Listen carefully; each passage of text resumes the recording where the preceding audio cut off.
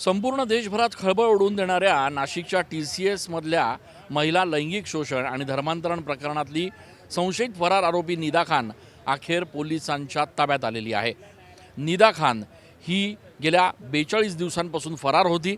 नाशिकच्या TCS कंपनीमध्ये महिलांवर लैंगिक अत्याचार करून त्यांना जबरदस्तीने धर्मांतरण करायला लावण्याचा प्रकार घडला होता आणि यामध्ये निदा खान हिची प्रमुख भूमिका असल्याचं बोललं जात होतं।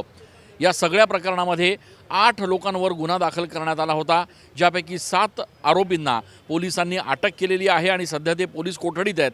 मात्र निदा खान ही 42 दिवसांपासून अटकेत होती। काल संध्याकाळी छत्रपती संभाजीनगर पोलिसांनी तिला अटक करून नाशिक पोलिसांच्या हवाली केलेला आहे। नाशिक रोड पोलीस ठाण्यात सध्या कोठडीत निदा खान आहे आणि तिला आज नाशिक न्यायालयात हजर केलं जाणार आहे।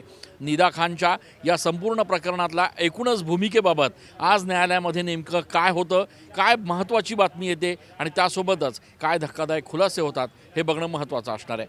कॅमेरा पर्सन आकाश येवलेसह मी चंदन पूजा अधिकारी, TV9 मराठी।